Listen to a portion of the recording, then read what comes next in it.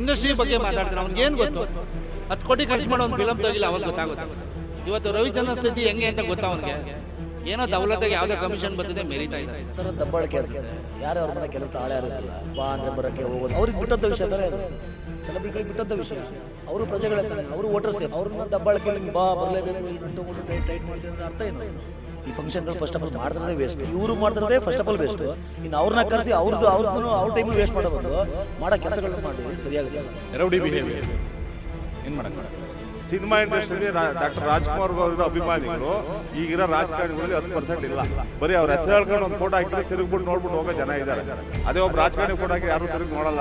ಅಂತ cinema ಇಂಡಸ್ಟ್ರಿಗಳನ್ನ nut Bolt loose ಮಾಡ್ತೀನಿ, tight ಮಾಡ್ತೀನಿ ಅಂತಾರೆ. ಗೋಕಾ ಚಳವಳಿ ನಡೆದಾಗ ಇವರೇ ಸಿನಿಮಾ ಇಂಡಸ್ಟ್ರಿ ಬಂದ್ಮೇಲೆ ಅದಕ್ಕೆ ರೂಪುರೇಷೆ ಚೇಂಜ್ ಆಗಿದ್ದೀವಿ. ಅವಳೆಲ್ಲ ಬಂದವರು ಎಷ್ಟು ಯಾವ ಥರ ಚಿತ್ರ ಆಗೋದ್ರು, ಅದಕ್ಕೆಲ್ಲ ಕಾರಣ ನಮ್ಮ ರಾಜಕಾರಣಿಗಳು. ಎಲೆಕ್ಷನ್ ಇನ್ನು 3 ವರ್ಷ ಇದೆಲ್ಲ, ಈಗ ನಟ್ಟು ಬೋಲ್ಟು ಏನೋ ಮಾತಾಡಿದ್ರೆ ನಡೀತದೆ.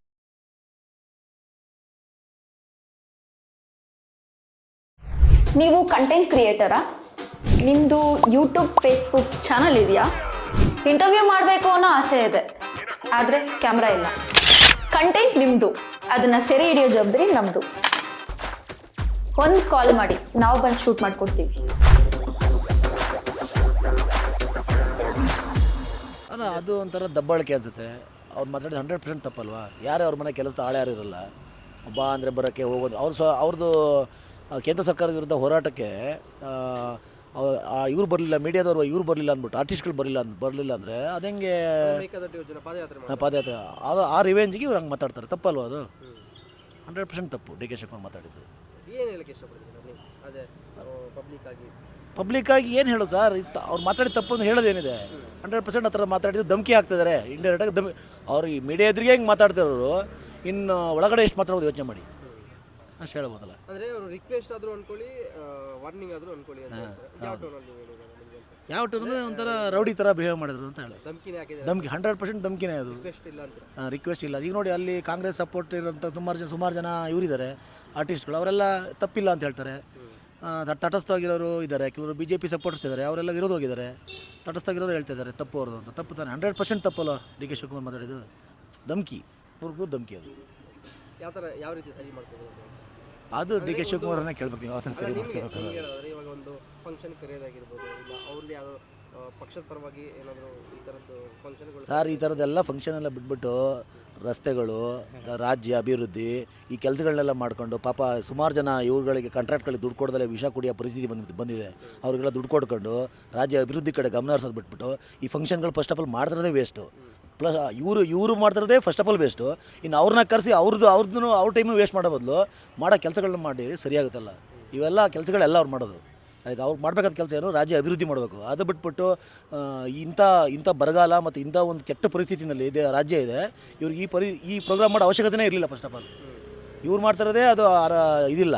ಅದ್ರ ಜೊತೆಗೆ ಅವ್ರನ್ನ ಬೇರೆ ಕರೆಸಿ ಅವ್ರನ್ನ ಬೇರೆ ಹಾಳು ಮಾಡೋಕ್ಕೆ ಇವ್ರು ಮಾಡ್ತಾರೆ ಅಷ್ಟೇ. ತಪ್ಪಿದು. 100% ತಪ್ಪು ಅವ್ರು ಮಾತಾಡಿದ್ದು. ಅಂದರೆ ಇವಾಗ ಯಾವ್ದಾದ್ರು ಫಂಕ್ಷನ್ ಆದ್ರೂ ಸೆಲೆಬ್ರಿಟಿಗಳು ಬರಬಾರ್ದು ಅಂತ ಹೇಳ್ತಾರೆ. ಇಲ್ಲ, ಬರಬಾರ್ದು ಅಂತ ಹೇಳಲ್ಲ ಸರ್. ಅವ್ರು ಪರ್ಸ್ನಲ್ ಅವ್ರು ವೈಯಕ್ತಿಕವಾಗಿ ಇರೋದಕ್ಕೆ ಅವ್ರು ಯಾಕೆ ಬರ್ಬೇಕು ಸರ್? ಅವ್ರು ವೈಯಕ್ತಿಕವಾಗಿ ಹೋರಾಟಕ್ಕೆ ಅವ್ರದ್ದು ವಿರೋಧ ಇರ್ಬೋದು. ಸೆಲೆಬ್ರಿಟಿ ಅವ್ರಿಗೆ ಬಿಟ್ಟಂಥ ವಿಷಯ ತಾನೇ ಅದು. ಸೆಲೆಬ್ರಿಟಿಗಳಿಗೆ ಬಿಟ್ಟಂಥ ವಿಷಯ. ಅವರು ಪ್ರಜೆಗಳೇ ತಾನೆ, ಅವರು ವೋಟರ್ಸೇ, ಪ್ರಜೆಗಳು ಕೂಡ. ಅವ್ರನ್ನ ದಬ್ಬಾಳಿಕೆಯಲ್ಲಿ ಬಾ ಬರಲೇಬೇಕು, ಇಲ್ಲಿ ನಟ್ಟು ಮುಟ್ಟು ಟೈಟ್ ಮಾಡ್ತೀವಿ ಅಂದರೆ ಅರ್ಥ ಏನದು?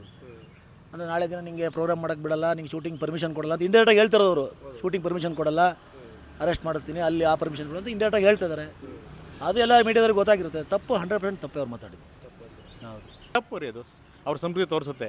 ಹಿಂಗೆ ಮಾತಾಡಬಾರ್ದಲ್ವ? ಈ ಅವರೊಂದು ಟ್ಯಾಗ್ ಲೈನ್ ಇದೆ ಅವ್ರಿಗೆ. ಮಿನಿಸ್ಟರ್ ಆದರೂ ಅದಕ್ಕೆ ಮೊದಲೇ ಅವ್ರು ಏನು ಅಂತಲ್ಲಿ ಊರಿಗೆಲ್ಲ ಗೊತ್ತಿದೆ. ನಿಮ್ಗೆ ಗೊತ್ತಿಲ್ವಾ ಮೀಡಿಯಾದವ್ರಿಗೆ? ಏನು ಗೊತ್ತಿದೆ ನಿಮಗೆ? ಹೇಳ್ರಿ ನೋಡೋಣ. ನಿಮ್ಗೆ ಅದಕ್ಕೆ ಕೇಳಿದ್ರೆ ಯಾವಾಗಲೂ ಕ್ವಶನ್ ಮಾಡೋದು ಹಿಂಗೆ ಮೀಡಿಯಾದವ್ರಿಗೆ. ನೀವು ಧೈರ್ಯವಾಗಿ ಹೇಳಿದ್ರೆ ಅಲ್ಲಿ ಎಲ್ಲರೂ ಅರ್ಥ ಮಾಡ್ಕೊತಾರೆ. ಅದು ನೀವು ಕಲ್ತ್ಕೊಳ್ಳಿ ಫಸ್ಟು, ಆಮೇಲೆ ಪಬ್ಲಿಕ್. ರೌಡಿ ಬಿಹೇವಿಯರ್ ಅದು ಏನು ಮಾಡೋಕ್ಕೆ? ಖಂಡಿತ. ಜನರು ಯಾಕೆ ಅವ್ರನ್ನ ಆ ಥರ ಗೆಲ್ಸೋದಾಗಿರ್ಬೋದು, ಅವ್ರನ್ನ ಹಿಂಬಾಲಿಸೋದಾಗಿರ್ಬೋದು ಯಾಕೆ ಮಾಡ್ತಾರೆ? ಯಾಕೆ ಮಾಡ್ತಿರ್ಬೋದು? ಯಾತಕ್ಕೆ ಮಾಡ್ತಾರೆ? ವೀರಪ್ಪನಿಗೂ ಇದ್ರು ಹಿಂಬಾಲಕರು, ಅವನು ರೀಡರ್ ಮಾಡಿದ್ರು. ಏನು ಮಾಡೋಕ್ಕಾಗ್ತದೆ ಅದಕ್ಕೆ? ಅಂತ ಎಲ್ಲ ಕಡೆ ಎಲ್ಲ ಟೈಮಲ್ಲಿ ಎಲ್ಲ ಥರ ಇರ್ತಾರೆ. ಎಲ್ಲರೂ ಹೆಂಗೆ ಹಿಂಬಾಲಕರು ಇರ್ತಾರೆ? ಅವರಿಂದ ಏನಾದ್ರು ಲಾಭ ಇರುತ್ತೆ, ಅವ್ರಿಗೆ ಹಿಂಬಾಲಕರು ಇರ್ತಾರೆ. ಈಗ ನಮ್ಮ ಕನ್ನಡ ಭಾಷೆಯಲ್ಲಿ ಹೇಳ್ತಾರಲ್ಲ, ಬಕೆಟ್ ಇಟ್ಕೊಂಡು ಅಂದ್ರೆ ಆ ಥರದವ್ರಿಗೆ ಹಿಂಬಾಲಕರಾಗಿರ್ತಾರೆ. ಎಲ್ಲರೂ ಯಾಕೆ? ಈಗ ನಾವು ಯಾಕೆ ಹಿಂಬಾಲಕರಾಗಿಲ್ಲ? ತುಂಬ ಜನ ಇರಲಿ, ಎಲ್ಲ ಹಿಂಬಾಲಕರು ಯಾಕಾಗಲ್ಲ? ಎಲ್ಲ ಅವ್ರಿಗೇನೋ ಲಾಭ ಇರುತ್ತೆ ಹಿಂಬದಲ ಇರ್ತಾರೆ ಎಲ್ಲ ಅಂದ್ರೆ ಸರ್. ಬದಲಾಯಿಸೋಕ್ಕಾಗಲ್ಲ ಅಂತೀರಾ ಅದನ್ನ? ಯಾರನ್ನ ಅವರು ರಾಜಕಾರಣಿಗಳು ಆಗ್ಬಿಟ್ಟಿದ್ದಾರೆ. ನೀವು ಮೀಡಿಯಾದವರು ನಾವು ಎಲ್ಲ ನಿಂತ್ಕೊಂಡು ಎಲ್ಲ ನೆಕ್ಸ್ಟ್ ವೋಟರ್ಸ್ ಆಗಿ ಈ ಪುಕ್ಷಟೆಗಳಿಗೆ ಓಟ್ ಹಾಕ್ತಲೇ ಕರೆಕ್ಟ್ ಆಗಿದ್ರೆ ಬದಲಾಯಿಸ್ಬೋದು. ಅದು ನಮ್ಮ ದೇಶದಲ್ಲಿ ಈಗಿನ ಪರಿಸ್ಥಿತಿ ನೋಡಿದ್ರೆ, ರಾಜ್ಯದ ಪರಿಸ್ಥಿತಿ ನೋಡಿದ್ರೆ ಸಾಧ್ಯನೇ ಇಲ್ಲ ಅನ್ಸುತ್ತೆ ನನ್ನ ಪ್ರಕಾರ. ರಾಜಕೀಯದವ್ರಿಗೆ ವೋಟಿಂಗ್ ಸೆಗ್ಮೆಂಟ್ ಯಾವುದನ್ನು ಚೆನ್ನಾಗಿ ಅರ್ಥ ಆಗಿದೆ. ವೋಟಿಂಗ್ ಸೆಗ್ಮೆಂಟ್ ಯಾವುದು ಅವ್ರಿಗೆ? ಜನ ಬಡಸ್ತನದಲ್ಲಿರೋರು ಅಂದರೆ ಸ್ವಲ್ಪ ಮೀಡಿಯಮ್ ಲೆವೆಲ್ ಇರೋರು 2,000 4,000 ದುಡ್ಡು ಇಸ್ಕೊಂಡು ಓಟ್ ಹಾಕೋರು. ನಾವು ನೀವು ಅಫಿಷಿಯಲಾಗಿ ಮಾತಾಡ್ತೀವಿ, ಓಟೊಂದು ದಿವಸ ಅಲ್ಲಿ ಟೂರ್ಗೆ ಹೋಗ್ತೀವಿ ಆಯಿತಾ, ಅದು ಅವ್ರಿಗೆ ಅರ್ಥ ಆಗ್ಬಿಟ್ಟಿದೆ. ಆಮೇಲೆ ಸೆಗ್ಮೆಂಟು ಕಮ್ಮಿ, ಅದು ಟ್ಯಾಕ್ಸ್ ಪೇಯರ್ ಸೆಗ್ಮೆಂಟ್ ಕಮ್ಮಿ. ಟ್ಯಾಕ್ಸ್ ಪೇಯರ್ ಮಾತು ಯಾರು ಕೇಳ್ತಾರಾ? ಟ್ಯಾಕ್ಸ್ ಪೇಯರ್ಗೆ ಅಧಿಕಾರ ಇದೆ, ನಿಮ್ಮ ದುಡ್ಡು ಹಿಂಗೆ ವೇಸ್ಟ್ ಆಗ್ತದೆ ಕೇಳೋಕ್ಕೆ. ಯಾರು ಕೇಳ್ತಾರೆ ನಿಮ್ಮನ್ನು? ಒಳಗೆ ಹಾಕ್ಸ್ಬಿಡ್ತಾರೆ ಕೇಳಕ್ಕೆ ಹೋದರೆ. ಅದು ಪರಿಸ್ಥಿತಿ ಈಗಿನ ಸರ್ಕಾರ. ಏನು ಬದಲಾಗಬೇಕಾ? ಇಲ್ಲ, ಅದು ಆಗಲ್ಲ. ಅದೇ problem. We have lost hopes on that. ಇದು ಬದಲಾಗಲ್ಲ ಅಂತ. ಒಂದು ಹೋಪ್ ಅಷ್ಟೇ. ಹೋಪ್ಸ್ ಇಲ್ಲವೇ ಇಲ್ಲ ಇವಾಗ. ಇದು ಇತ್ಯಾಷ್ಟು ಗೋ ವಿತ್ ಅ ಟ್ರೆಂಡ್. ಅದು ಹಿಂಗೆ ಇರ್ತಿದ್ದು. ಇದೇನು ಬದಲಾವಣೆ ಮಾಡೋಕ್ಕಾಗಲ್ಲ. ಅವ್ರ ವರ್ತನೆ ಬಗ್ಗೆ ನಿಮ್ಗೆ ಏನಂತಾರೆ? ಈ ಥರ ಈಗ ಹೇಳಿದ್ನಲ್ಲ ನಾನು. ಇದು ಅದಕ್ಕಿಂತ ಬೇರೆ ವರ್ಡ್ ಹೇಳ್ಬೇಕಾ ನಿಮಗೆ? ಅಷ್ಟೇ ಸರ್, ಈ ವಿಷಯದ ಬಗ್ಗೆ ಹೇಳಬೇಕು ಅಂದರೆ ಇದು ಸಾರ್ವಜನಿಕವಾಗಿ ಪ್ರಕಟಣೆ ಆಗಬೇಕು. ಮೊದಲನೇ ಪಾಯಿಂಟು ಮೊನ್ನೆ ಸಾರಾ ಗೋವಿಂದ್ ಸರ್ ಹೇಳಿದ್ದಾರೆ, ಅದು ಪಕ್ಕಾ ನ್ಯೂಸು. ಇವರು ಫಸ್ಟು ಒಂದು ಸಭೆ ಕರಿಬೇಕು. ಸಭೆ ಕರೆದು ಈ ರಾಜೇಂದ್ರ ಸಿಂಗ್ ಬಾಬು ಸರು ಹೇಳಿದ್ದಾರೆ, ಸಭೆ ಕರೆದು ಮಾಹಿತಿ ಕೊಟ್ಟು ಅದಕ್ಕೆ ಸಂಬಂಧಪಟ್ಟವ್ರಿಗೆಲ್ಲ ಇನ್ವೈಟ್ ಮಾಡಬೇಕು. ಅದಾಗಿದ್ದರೆ ಒಂದು ಲೆಕ್ಕಾಚಾರ ಪಬ್ಲಿಕ್ ಆಗುತ್ತೆ ಮತ್ತು ಫಿಲಮ್ ಆಕ್ಟರ್ಸ್ಗಳಿಗೆ, ಸಾರ್ವಜನಿಕರಿಗಾಗಲಿ ಮಾಹಿತಿ ಇರುತ್ತೆ. ಈ ಏಕಾಏಕಿ ಅವರವರೇ ಮೀಟಿಂಗ್ ಮಾಡ್ಕೊಂಡು ಈಗ ಅವ್ರು ಬಂದಿಲ್ಲ ಇವ್ರು ಬಂದಿಲ್ಲ ಅಂತ ಗೂಬೆ ಕುಂಡಿಸೋದು ಯಾವುದೇ ಥರದ್ದು ಅರ್ಥ ಇಲ್ಲ. ಇದಕ್ಕೆ ನಿಜವಾಗಿಯೂ ಪ್ರಾಮಾಣಿಕವಾಗಿ ಮಾಡ್ತೀವಿ ಅಂದರೆ ಸಂಬಂಧಪಟ್ಟವ್ರನ್ನೆಲ್ಲ ಕರೆದು ಒಂದು ಸಭೆ ಮಾಡಿ, ಇಂಥ ದಿವಸ ಫೆಸ್ಟಿವಲ್ ಮಾಡ್ತೀವಪ್ಪ ಎಲ್ಲರೂ ಬನ್ನಿ, ಅದಕ್ಕೆ ಸಂಬಂಧಪಟ್ಟ ಇಲಾಖೆಗೆ ಮಾಹಿತಿ ಬೇಕು. ಇವರು ಪೋಸ್ಟಲ್ಲಿ ಕಳಿಸ್ಬಿಟ್ಟು ಹೋಗೋದಕ್ಕೆ 3 ದಿವಸ ಆಗುತ್ತೆ, ವಾರ ಆಗುತ್ತೆ. ಅವ್ರಿಗೇನು ಅರ್ಥ ಆಗುತ್ತೆ? ಗಿರೀಶ್ ಕಾರ್ನಾಡ್ ಸರ್ಗೆ ಕರೆದಿಲ್ಲ ಅಂದರೆ ಗಿರೀಶ್ ಕಾರ್ನಾಡ್ ಅವರೆಲ್ಲ ಅಷ್ಟೊಂದು ಅವಾರ್ಡ್ ತೊಗೊಂಡಿರೋರಿಗೆ ಮಾಹಿತಿ ಇಲ್ಲ, ಪೋಸ್ಟಲ್ಲಿ ಕಳಿಸ್ಕೊಡ್ತಾರೆ. ನಮಗೆ ಈ ರಾಜಕೀಯದ ಏನು ಈ ಪುಣ್ಯಾತ್ಮರು ಇದ್ದಾರೆ, ಇದ್ರ ಮಾಹಿತಿನೇ ಅರ್ಥ ಆಗಲ್ಲ. ನೆಟ್ಟು ಬೋಲ್ಟು ಟೈಟ್ ಮಾಡಬೇಕು, ಗೊತ್ತು ನಮಗೆ ಎಲ್ಲೆಲ್ಲಿ ಮಾಡಬೇಕು ಅಂತ ಹೇಳ್ತಾರೆ. ಅದೇ ಆ ಪದಕ್ಕೆ ನಾವೇನು ಕೊಡಲ್ಲ ಸರ್. ಸರಿ ಅನ್ಸುತ್ತಾ ನಿಮ್ಗೆ ಆ ಥರ? ಆ ಥರ ಎಲ್ಲ ಹೇಳೋದಲ್ಲ. ಅವ್ರಿಗೆ ಯಾವ ರೀತಿ ಬಳಸ್ಕೋಬೇಕೋ ಆ ರೀತಿ ಬಳಸ್ಕೊಂಡ್ರೆ ಎಲ್ಲ ಥರದ್ದು ಅನುಕೂಲ ಇದೆ. ಈಗ ಮೊನ್ನೆ ಕಾವೇರಿ ಇದು ಮೇಕೆದಾಟು ವಿಷಯದ ಬಗ್ಗೆ ಇದು ಒಂದು ಪಕ್ಷದ ಪರವಾಗಿ ಹೋರಾಟ ಮಾಡ್ತಾ ಇರೋದು. ನಿಜವಲ್ಲೂ ಇದು ಸಾರ್ವಜನಿಕ ನಮ್ಮ ಕರ್ನಾಟಕ ಜನತೆಗೆ ಒಳ್ಳೇದಾಗುತ್ತೆ ಅನ್ನೋದಾದ್ರೆ ಎಲ್ಲರೂ ಮುಂದೆ ನಿಂತ್ಕೋತಾರೆ. ಇದು ಪಕ್ಷದ ನಾಯಕರು ಮುಂದೆ ಹೋದಾಗ ಎಲ್ಲರೂ ಬರೋಕ್ಕೆ ಇಷ್ಟ ಇಲ್ಲ. ಆ ಪಕ್ಷದ ಬಗ್ಗೆ ಸೇರ್ಕೊಂಡಿರೋರು ಮಾತ್ರ ಬರೋಕ್ಕೆ ಸಾಧ್ಯ. ಈಗ ದುನಿಯಾವಿಧಿ ಸರ್ ಸಾಧಕ್ಕೆ ಹೋಗಿದ್ದಾರೆ.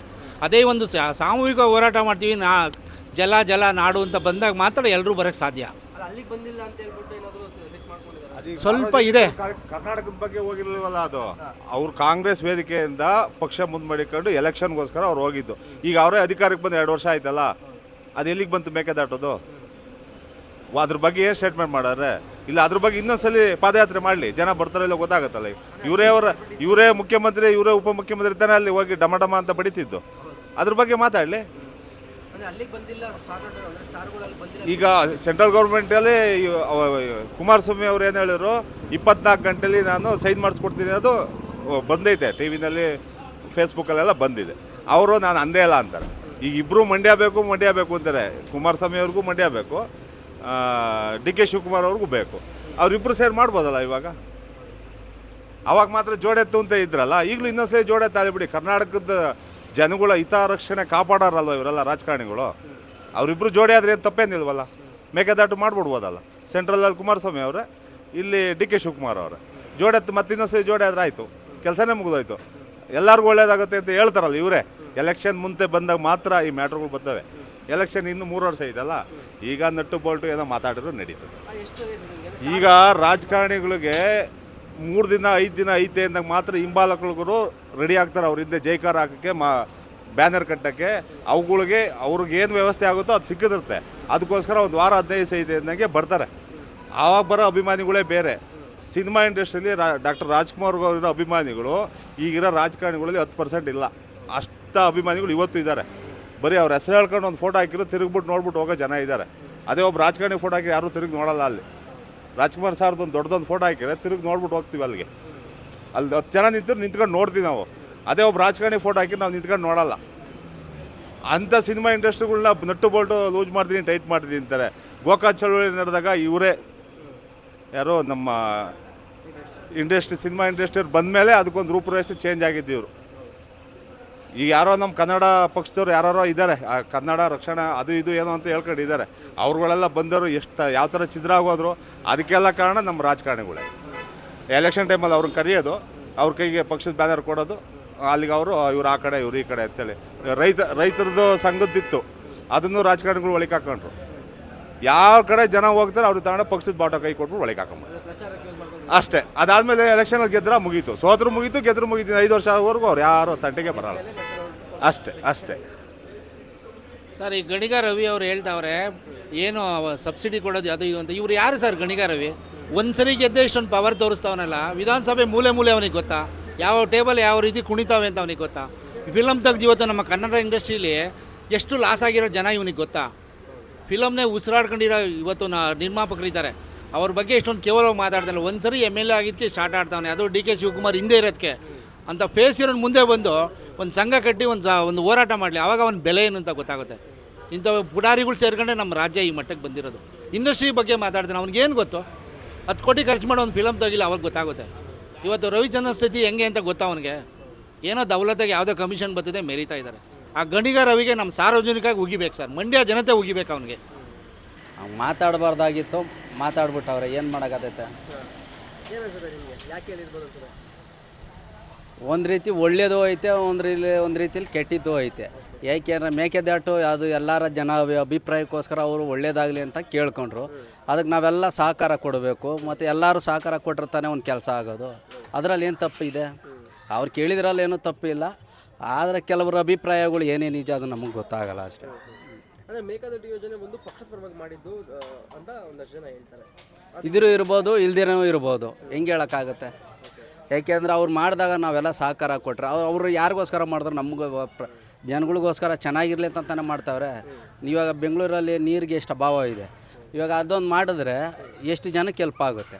ಅದರಿಂದ ಏನು ತಪ್ಪಿದೆ ಅವ್ರು ಮಾಡೋದ್ರಲ್ಲಿ? ಅದಕ್ಕೆ ಎಲ್ಲರೂ ಸಹಕಾರ ಕೊಡಬೇಕು. ನಾವು ಪಕ್ಷನೇ ನೋಡ್ಕೊಂಡು ಹೋಗ್ತೀವಿ ಅಂದರೆ ಆಗಲ್ಲ.